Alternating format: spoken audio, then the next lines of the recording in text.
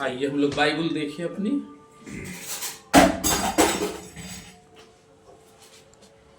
लूका की इंजील और उसका 13 अध्याय 6 पद से लेकर 9 पद तक। आज की शाम के समय जो परमेश्वर अपना पवित्र वचन इस घर के लिए लाया है वो है लूका की इंजील उसका 13 अध्याय 6 से 9 पद तक। फिर उसने ये दृष्टांत भी कहा, किसी की अंगूर की बारी में एक अंजीर का पेड़ लगा हुआ था और वह उसमें फल ढूंढने आया परंतु ना पाया।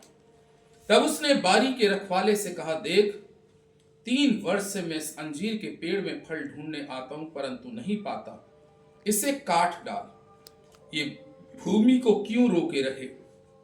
उसने उसको उत्तर दिया, हे स्वामी, इसे इस वर्ष और रहने दे, इसके चारों ओर खोद कर खाद डालूं, यदि आगे को फले तो भला, नहीं तो उसे काट डाल। परमेश्वर का पवित्र वचन है। प्रभु अपने इस वचन पर अपनी आशीष प्रदान करे। हालेलुया।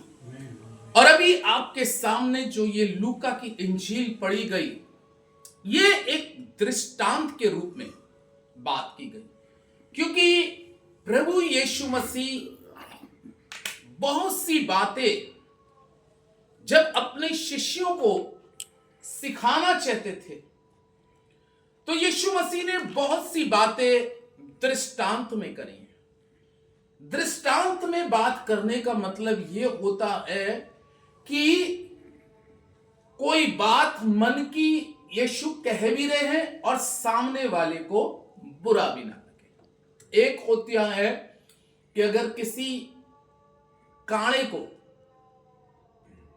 भाई आप जाकर डायरेक्ट बोल दें, अभी तू काड़ा है, तो उसको क्या लगेगा? बुरा है तो वो काड़ा ही, लेकिन वो बुरा लगेगा उसको। लेकिन एक बोलने का तरीका, भाई ये तेरी आंख में ऐसी कैसी प्रॉब्लम हो गई, ऐसी कैसी समस्या हो गई जो ऐसा हो गया। तो इसी तरीके से प्रभु यीशु मसीह बहुत सी बातें जो भी कहते थे उनके मुंह के शब्दों से किसी को ठेस नहीं पहुंचती थी। सबसे बड़ी बात आप समझ रहे, उसके मुंह के शब्दों से किसी को ठेस नहीं पहुंचती थी। और जो प्रभु यीशु मसीह बोलते थे वो बिल्कुल सत्य भी बोलते थे। प्रभु यीशु मसीह ने यहां पर लूका में जब एक दृष्टांत दिया और परमेश्वर का वचन जो अभी हमने पढ़ा एक दाख की बारी का, और परमेश्वर का जीवित और पवित्र वचन कहता है कि इस दाख की बारी के अंदर में एक पेड़ लगा हुआ है। क्या लगा है? पेड़ लगा है। संसार और संसार के अंदर में पहला पेड़, क्योंकि पेड़ का कंपैरिजन इंसान से किया गया। याद रखिएगा, बहुत सी चीजों को हमें अपनी जिंदगी में समझने की जरूरत है। पेड़ का कंपैरिजन एक मनुष्य से किया गया। और पेड़ काय में उगता है? जमीन में। पेड़ काय में उगता है? जमीन के अंदर से। जमीन में से पेड़ निकलता है। किसी भी चीज के पौधे को आप गाड़ोगे वो जमीन में गाड़ा जाएगा। इसलिए पहला शख्स जो उत्पत्ति की पुस्तक के मुताबिक निकला वो काय में से निकला गया? मिट्टी में से, जमीन में से निकाला गया। और इसीलिए आदम का कंपैरिजन पेड़ के साथ में यहां पर किया गया। और इस दृष्टांत के अंदर में प्रभु यीशु मसीह अपने शिष्यों को कुछ सिखाना चाहता है। कुछ गुण बातें अपने शिष्यों को सिखाना चाह रहा था। वो कह रहा था कि जब उस बारी के अंदर में जब वो गया, बड़ी लालसा के साथ गया। आमीन। बड़ी लालसा के साथ गया। जैसे आप अगर किसी चीज के पौधे को बोओगे तो वो पौधे के से आप उम्मीद रखोगे। इसी तरीके से जब आपके बेटा है या आपकी बेटी है, जब आपने इस बेटे को अपने जन्म दिया होगा तो इस जीवन से भी आपने कुछ उम्मीद रखी होगी। वो उम्मीदें बहुत सी हो सकती हैं कि भाई बुजुर्गी में मेरा बेटा मेरा क्या बनेगा, मददगार बनेगा। इसी तरीके से प्रभु यीशु मसीह अपने वचन के माध्यम से, जरा पढ़े इसके फिर से भाई गौरव, जरा पढ़ना शुरू करें। फिर उसने ये दृष्टांत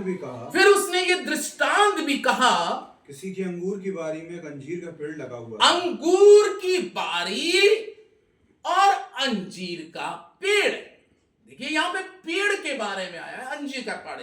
यीशु मसीह किसके पास गया मालूम है? वचन कह रहा है कि कलाम कह रहा है कि वो अंजीर के कहां गया? पेड़ के पास गया। पढ़े। और वह उसमें फल ढूंढने आया परंतु ना पाया। तब उसने बारी के रखवाले से यानी कि क्या कहा? देख, 3 वर्ष से मैं अंजीर के पेड़ में फल ढूंढने आता हूं। 3 वर्ष से उसने बारी के रखवाले से कहा, यानी कि अंजीर के पेड़ के पास में बारी का कलाम में लिखा, एक तरफ है बारी का रखवाला। 2 पाठ आ रहे हैं। पहला क्या है? बारी का रखवाला, और एक है बारी का स्वामी, यानी कि जिसकी क्या है? बारी है। यानी कि इस संसार के अंदर में, इस संसार की पूरी रचना परमेश्वर के शब्दों से हुई। वो हुआ स्वामी। आप समझिए, वो कौन हुआ? स्वामी, यानी कि जिसने सारी दुनिया की शब्दों के द्वारा रचना करी। जो जैसा उसने शब्द का कि पृथ्वी समुद्र से एक साइड हो जाए, 2 हिस्सों में हो जाए। पहले लिखा है कि जल ही जल था, केवल क्या था? जल ही जल था। और तब परमेश्वर ने शब्दों के अनुसार जल को और भूमि को अलग अलग विभाजित भागों में किया। और वचन इस प्रकार से कहता है प्रभु के लोगों, वो स्वामी है, वो स्वामी, वो सृजनहार यहोवा क्या कह रहा है परमेश्वर अपने वचन के माध्यम से कि वो जब उस जगह पे गया स्वामी और बारी का रखवाला। अब आती है बारी का रखवाला कौन है? बारी का रखवाला कौन है बताइए? बारी का रखवाला क्या कहते हैं? वो जिसका खेत है। बारी का रखवाला है यीशु मसीह। एक व्यक्ति को रखवाली के लिए रखते हैं। हाँ, पहले समझिए आप लोग। एक होता है भाई किसी का घर है, ऐसा सोचिए, ये घर है, आप काहे पे रह रही है इस घर में? उसमें मैं नहीं कहूँ, इधर बैठ जाओ। सुनिए, अरे बड़ा डिस्टर्ब मत करो, बस आप बैठ जाओ जल्दी सब। पहले आप समझिए, वचन जब समझोगे नहीं तो कैसे समझ में आएगा? अभी आप किसके घर में रह रहे हो? ये आपका है या किराए का? आप इसकी रखवाली कर रहे हो, मालिक इसका दूसरा है। पहले हमें समझने की जरूरत है।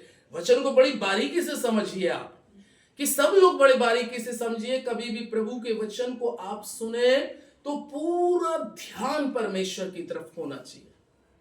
बारी का रखवाला एक व्यक्ति को, एक खेत किसी का है, इंग्राम के पीछे बहुत सी जमीनें, लेकिन किसी को रखवाली के रूप में दे दी है, तो वो उसकी थोड़ी ना। आप समझ रहे? इसी तरीके से बारी का रखवाला अलग है और वचन कहता है स्वामी अलग है, जिसकी ये पूरी संसार है। बाइबल में कहा संसार की रचना और मनुष्य की रचना किसने की? परमेश्वर ने। किसने की? परमेश्वर ने। जमीन पर मानव का रूप धड़ के कौन आया? परमेश्वर का पुत्र। परमेश्वर के पुत्र ने इस संसार में अपने शिष्यों के साथ शिष्यों को बनाना आरंभ किया, और शिष्य बढ़ते चले जा रहे थे, उसके शिष्य बढ़ते जा रहे थे और बढ़ते जा रहे थे। लेकिन यहां पर यीशु मसीह जो वचन के माध्यम से सिखाना चाह रहा है, ये दृष्टांत पे वो इनडायरेक्ट अपने शिष्यों को कुछ सिखा सिखाना चाह रहा है। वचन जब भी आपकी यहाँ कोई भी बोलेगा, वो वचन हमें कुछ ना कुछ सिखाता है, हमारी आत्मिक बुद्धि को खोलना चाहता है। हालेलुया। क्योंकि ये बुद्धि के ऊपर में कभी कभी अंधेरा आ जाता है। इस बुद्धि के ऊपर में तभी तो परमेश्वर का वचन कहता है ये बुद्धि कभी कभी भ्रष्ट हो जाती है, ये बुद्धि काम नहीं करती, क्योंकि कलाम में लिखा है कि इस संसार की चीजों ने इस बुद्धि को क्या कर दिया, भ्रष्ट कर दिया। इसलिए वचन कहां से उतरता है मालूम है? सिर से उतरकर अंदर तक जाता है, ब्रेन से वचन जाएगा, और ये वचन जब सिर से जाएगा तब अंदर जाता है। जब तक अंदर सर से अंदर ना जाए तब तक ये वचन हमारी और आपके लिए लाभदायक नहीं है। स्वामी आया, बारी का रखवाला प्रभु यीशु मसीह है। कलाम इस प्रकार से कहता है प्रभु के लोगों कि तब उसने बारी के रखवाले से कहा, देख मैं 3 वर्ष से इस अंजीर के पेड़ में क्या ढूंढने आया हूं? फल ढूंढने आया हूं, फल। लेकिन इसमें पत्तों को छोड़कर और कुछ भी नहीं पाता, क्योंकि वचन इस प्रकार से कहता है परमेश्वर के लोगों, हमारे लिए और हमारी जिंदगी जो है वो परमेश्वर के हाथ में, क्योंकि कलाम में लिखा है कि आत्मा भी हमारे लिए प्रभु यीशु मसीह में होकर पिता से क्या करता है? विनती करता है, विनती करता है। और तब उसने उस जगह पर उस अंगूर की बारी के अंदर में, उस अंजीर के पेड़ के पास में अपने शिष्यों को कुछ सिखाते हुए और समझाते हुए कह रहा है, और वचन में लिखा उनको जाहिर करना चाह रहा था कि देख मैं 3 वर्ष से इस अंजीर के पेड़ के पास में आता हूं। यानी कि अंजीर का पेड़, मैंने कहा कि मनुष्य का कंपैरिजन पेड़ से किया गया, यानी कि वो मेरी और आपकी जिंदगी में हर साल आता है। हमें और आपको हर साल मिल तो रहा है, लेकिन ये साल हमें और आपको किस लिए मिल रहा है, क्यों करके मिल रहा है? परमेश्वर का वचन कहता है मैं 3 वर्ष से इस अंजीर के पेड़ के पास आता हूं, लेकिन पत्तों को छोड़कर, काय को छोड़कर? पत्तों को छोड़कर इसमें जो मुझे मिलना चाहिए फल, आमीन आमीन, क्या मिलना चाहिए? फल। वो फल ढूंढ रहा है। क्या ढूंढ रहा है? फल ढूंढ रहा है। लेकिन परमेश्वर का जीवित और पवित्र वचन वो बारी के रखवाले से कह रहा है मैं 3 वर्ष से इस अंजीर के दरख्त के पास आता हूं, लेकिन मैं इसमें पत्तों को छोड़ और कुछ नहीं पाता, इसमें फल नहीं है। अब ये कौन से फल की बात कर रहा है? अब आप बताइए, ये कौन से फल की बात कर रहा है? आत्मिक फल की बात। आमीन आमीन। कौन सी बात कर रहा है? आत्मिक फल की बात कर रहा है। यानी कि हमारी जिंदगी है तो सही, लेकिन हम कभी कभी हरे तो दिखाई देते हैं, बहुत से पेड़ हरे दिखाई देते हैं, लेकिन हरे से रहने से आपकी जिंदगी में आत्मिक ग्रोथ नहीं है। आत्मिक ग्रोथ के लिए आपकी जिंदगी के अंदर में, हम सभी की जिंदगी के अंदर में फल का होना बहुत जरूरी, और वो चीज इनडायरेक्ट में प्रभु यीशु मसीह अपने शिष्यों को समझाना चाह रहे थे उस पेड़ के पास में कि बेटा तुम बहुत समय से तो मेरे वचन को सुन रहे हो और बहुत समय से मेरे वचन के अनुसार अपने जीवन को चलाने का प्रयास कर रहे हो, लेकिन अभी भी तुम्हारी जिंदगी के अंदर में क्या नहीं है? फल नहीं है। क्या कहा प्रभु ने? परमेश्वर बारी के रखवाले से क्या करा? इसे क्या कर? काट डाल। क्या कर? काटने का मतलब क्या है? अब इसका काटने का मतलब क्या होता है? अंत। खत्म। काटने का मतलब क्या है? अंत। अंत। यानी कि वो कह रहा है कि ये जो पेड़ लगाया गया है इस संसार के अंदर में, मैंने इस व्यक्ति को जो जिंदगी दी है, जिस उद्देश्य से या जिस पर्पस से दी थी, वो उद्देश्य इसमें पूरा नहीं हो रहा जो होना चाहिए था। और जब जो उद्देश्य इसके अंदर में होना चाहिए था वो नहीं हो रहा, तो इसलिए इस पेड़ का होना बेकार, खड़ा होना और भूमि को घेरना बेकार। व्यर्थ है। आमीन। आप समझे? उसको क्या करते? काट काट डाल। दे। काटने का मतलब है अंत। अंत। काटने का मतलब है अंत। यानी कि अब जो है भाई, ये जिंदगी जो है बहुत साल जी ली, लेकिन बहुत साल से मैं हर साल आता हूं, मैं हर साल आता हूं इसके जीवन के पास, इसकी व्यक्तिगत लाइफ के पास, लेकिन जब मैं आकर देखता हूं जो चीज मुझे दिखनी चाहिए, किसी को कुछ दिखे या ना दिखे, लेकिन जिसकी आराधना आप करते हैं वो तो जब देखेगा तो वो तो हमें और आपको जान लेगा और समझ लेगा कि इस व्यक्ति के अंदर में जो चीज होनी चाहिए थी वो है नहीं। काट डाल। तब बारी का रखवाला जब यीशु मसीह संसार में आया, क्योंकि पुरानी व्यवस्था के मुताबिक अगर अब मैं बात करूं, वो स्वामी पुरानी व्यवस्था के मुताबिक शरीयत में लिखा है, और पुरानी व्यवस्था बताती है कि अगर उस समय कोई गलती करता था, कोई पाप करता था, उसको उसी समय क्या मिलती थी? सजा। तभी तो वो करा था।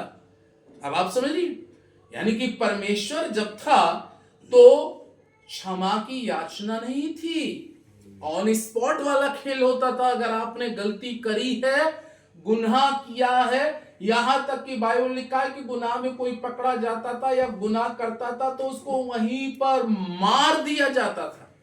ये पुराने नियम की पुस्तक कहती है। लेकिन नए नियम के अंदर में एक निवेदन आ जाता है। जब हम नए नियम के अंदर में, जब यीशु मसीह इस संसार के अंदर में आते हैं, तो इस संसार के अंदर में आने के बाद में, यीशु मसीह के आने के बाद में एक निवेदन पत्र शुरू हो जाता है। और वो निवेदन पत्र क्या शुरू हो जाता है? इस साल इसको और रहने दें। यीशु मसीह के आने से निवेदन है, यानी कि यीशु मसीह अगर नहीं आता तो यहां तक कि उस समय याजकों को ऊपर में भी, जो आज के वर्तमान समय में जो पास्टर हैं, अगर उस युग में होते, पुराने युग में, तो अगर वो वेदी के पास में जब आग या धूप जलाते थे, लाइट जलाने जाते थे, रोशनी करने जाते थे, अगर उनके अंदर कोई पाप या छल या स्वार्थ किसी प्रकार का होता तो ऑन स्पॉट मर जाते थे। ऑन स्पॉट उस समय बर्दाश्त नहीं करता था खुदा। लेकिन जब यीशु मसीह आया तभी तो स्वामी नाराज हो गया। मैंने इसको इस संसार में जो लगाया था, जो इस संसार में मैंने इसको जन्म दिया था, मेरा इस संसार में जन्म देने का उद्देश्य था कि ये फल लाए, लेकिन इसके अंदर में कोई फल नहीं है। वो बारी के रखवाले से कह रहा है इसको काट डाल। मैं 3 वर्ष से इस वृक्ष के पास आता हूं, लेकिन इसमें फल नहीं ढूंढता, काट दे। यानी कि परमेश्वर जिसको हम खुदा के रूप में भी मानते हैं, उसकी उपस्थिति में, उसके समय में बर्दाश्त वाली चीज नहीं थी। लेकिन यीशु मसीह जब इस संसार के अंदर में आता है तो उसके आने से अनुग्रह आता है, दया आती है। और उसकी दया क्या देखते हैं? एक बार फिर से बारी का रखवाला क्या कह रहा है? हे स्वामी, इसे इस वर्ष और रहने दे। Hallelujah, hallelujah. इसे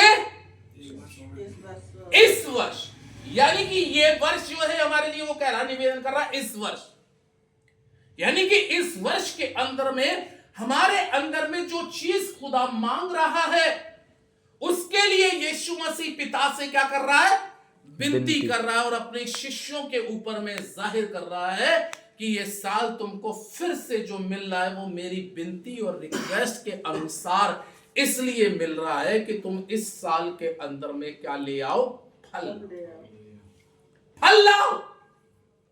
उसने फिर बारी के रखवाले ने स्वामी से कहा, देव मैं इसको इस साल और छोड़ दे, इस साल और छोड़ दे।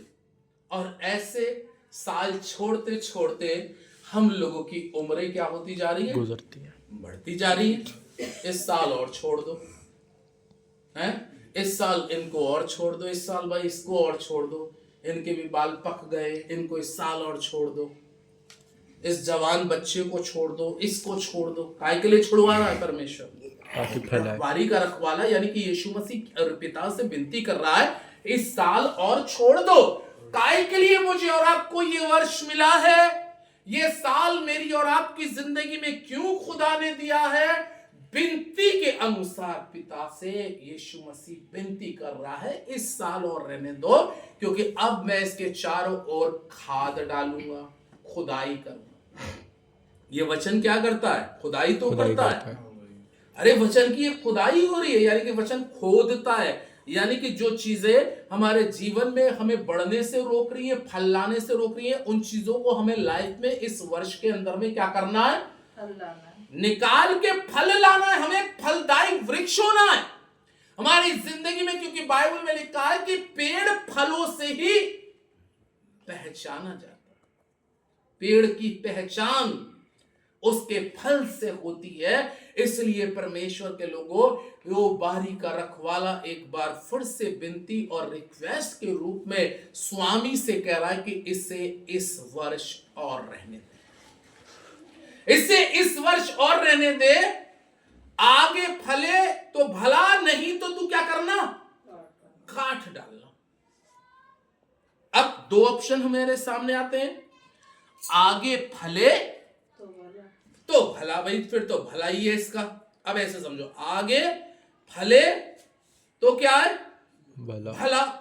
और अगर आगे फले ना तो काट डालना, नहीं फिर तो बुरा, फिर तो क्या है? बुरा। भाई अब तो इस साल के लिए तो रिक्वेस्ट हो गई, अब पहले हम देखेंगे आगे। अब हम नहीं फले तो क्या कह रहा है वचन? मत्ती 3 को निकालिए, मत्ती 3 अध्याय का 10वें पद को अगर भाई गौरव पढ़े, वचन क्या कह रहा है? मत्ती 3 के 10 में, अब कुल्हाड़ा पेड़ों की जड़ पर रखा हुआ, अब कुल्हाड़ा पेड़ों की जड़ पर रखा है, पेड़ों की जड़ पे रखा है। अब बताइए कहां रख दिया कुल्हाड़ा? पेड़ों की जड़। और पेड़ कौन है? हम लोग। कुल्हाड़ा कहां रख चुका है? हमारी जड़ों पर। जड़ों पर। ऐसे समझिए आप, वचन बिल्कुल साफ साफ अपनी बारीकी से बता रहा है। वो कह रहा है यहां पर, अब कुल्हाड़ा पेड़ों की जड़ पे रखा है, और इसलिए कि जो जो पेड़ अच्छा फल नहीं लाता, जो जो पेड़ अच्छा फल नहीं लाता, वह काटा और आग में झोंका जाता है। वो काटा, वहां पे भी वो कह रहा है इसको क्या कर दे? काट डाल। और यहां पर भी क्या कह रहा है? काट जाए। लेकिन बारी का रखवाला क्या कह रहा है? इसे इस वर्ष और छोड़ दे, इस वर्ष और छोड़ दे। यहां पर परमेश्वर का वचन कहता है कि अब कुल्हाड़ा पेड़ की जड़ पे रखा है। जब ये वाली चीज आती है सामने कि कुल्हाड़ा पेड़ की जड़ पे रखा हुआ है, तो ऐसा समझ लीजिए कि यहां पे कुल्हाड़ा रखा है गर्दन के ऊपर में। यही तो मतलब है, मतलब जिंदगी बस खत्म होने वाली बात, जब ये वाली अंत। और कह रहा है परमेश्वर का वचन कि जो पेड़ फल नहीं लाएगा वो काटा आग में झोंका जाएगा। काटने का मतलब है अंत, और आग में जाने का मतलब है नरक। क्यों? क्योंकि हमें और आपको खुदा ने इस पृथ्वी पर इसलिए रखा था कि तुम फल लाओ। लेकिन यीशु मसीह हमारे और आपके लिए अपने पिता से हर साल विनती करता है। हालेलुया। अरे हर साल मेरे और आपके लिए यीशु मसीह क्या कर रहे हैं? विनती कर रहे हैं। और उनकी विनती क्या है? अरे उनकी विनती आपके लिए और मेरे लिए यह है कि इसको इस साल और छोड़ दे, इस साल और छोड़ दे, इस साल और छोड़ दे। वो स्वामी भी कह रहा हो कि कब तक छोड़ता रहूं, कब तक छोड़ता रहूं। यानी कि वो हमको मौके पे मौके और समय पर समय दे रहा है और इंतजार कर रहा है कि तुम अपनी जिंदगी के अंदर में आत्मिक फल लाओ। यहां पर एक बड़ी कठोरता से बात हो रही है। उस जगह पे भी कुछ कठोर शब्द स्वामी ने कहे, इसको काट डाल। लेकिन वहां की उस कठोर शब्द को बारी के रखवाले ने नम्रता और दीनता के साथ में रिक्वेस्ट करके वहां पर हमारी फिर जान बचाई। हालेलुया। हमको फिर एक नई जिंदगी के लिए उसने अनुमति दे दी अपने पिता को, तो उसने अपने शब्दों के द्वारा हमारे लिए बचाव का ऑप्शन रख दिया। इस साल और रहने दे, इस साल और रहने दे। लेकिन यहां पर जब मत्ती की इंजील आती है तो मत्ती की इंजील 10वें पद को कहती है, अब कुल्हाड़ा पेड़ों की जड़ पे रखा है, इसलिए जो जो पेड़ अच्छा फल नहीं लाता वो काटा और आग में झोंका जाता है। आग में झोंकने का मतलब है कि हमारी जिंदगी कहीं ना कहीं आधरम है। काटने का मतलब भी यही है कि अभी मौका है, अभी हम कटे नहीं है, अभी तो हम जिंदा हैं। कटने का मतलब है अंत, जिस्म का अंत, और उसके बाद न्याय के समय में पुस्तक में फल नहीं, तो अब है उसके बाद आग।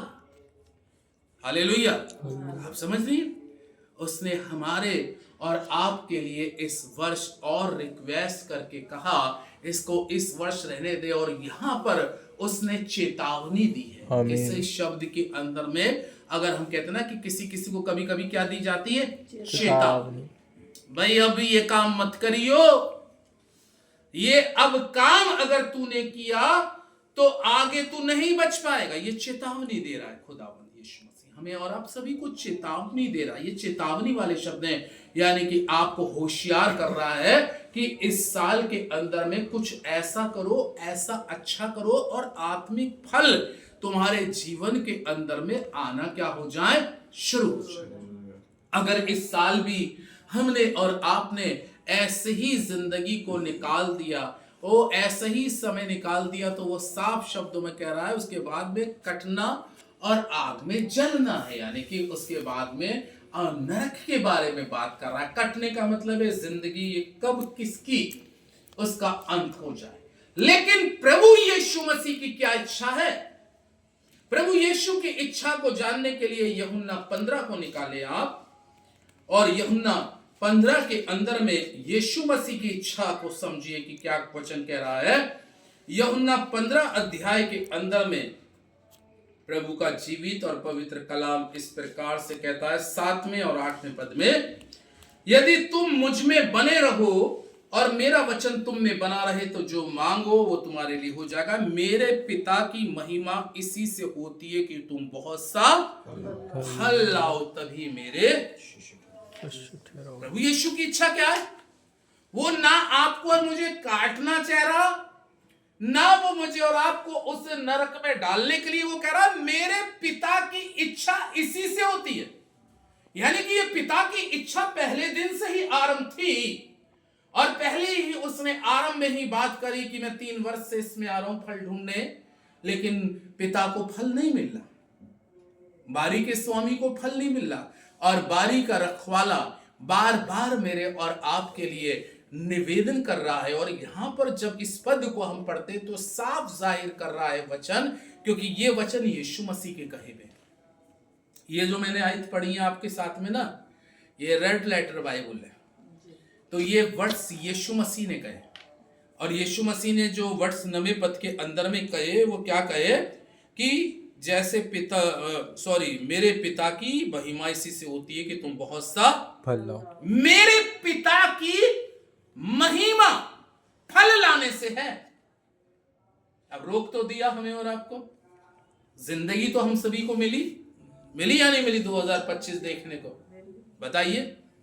अब लेकिन जिसने मुझे और आपको जिंदगी दी, तो उसकी इच्छा को भी तो अपने जीवन में समझिए।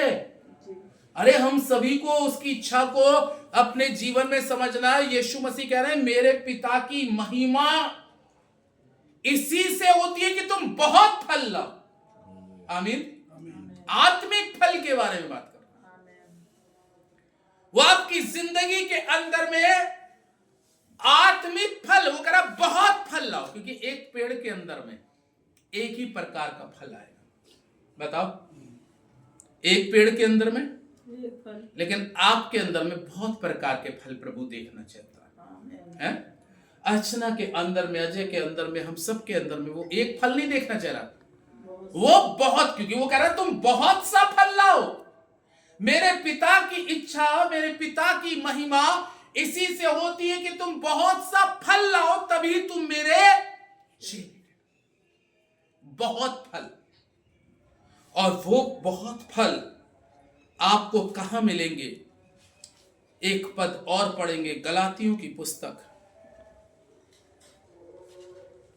गलातियों की पुस्तक 5 अध्याय, और देखिए वो आत्मिक फल के बारे में जब कहता है तो गलातियों 5 अध्याय के 22वें पद के अंदर में इस प्रकार से लिखा है, पर आत्मा का फल प्रेम। पहला फल कौन सा है? प्रेम। कौन सा है? प्रेम। पहला फल।